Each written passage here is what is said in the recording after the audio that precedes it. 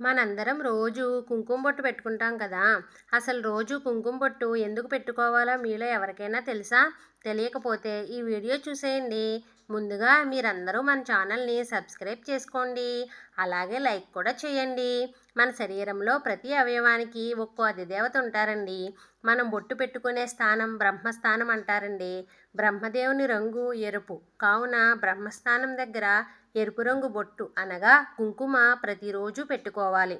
కుంకుమ ఉంగరపు వేలుతో పెట్టుకుంటే శాంతి, అలాగే నడివేలితో పెట్టుకుంటే ఆయువు సమృద్ధి చెందుతుందండి. బొటన వేలుతో పెట్టుకుంటే శక్తి, చూపుడు వేలుతో పెట్టుకుంటే ముక్తి కలుగుతుందండి.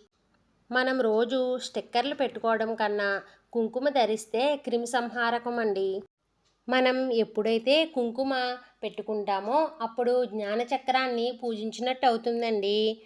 ఈ వీడియో మీకు నచ్చినట్లయితే సబ్స్క్రైబ్ చేసుకోండి. ఇలాంటి వీడియోలు ఇంకా చూడాలి అనుకుంటే మన ఛానల్ ఫాలో అవ్వండి.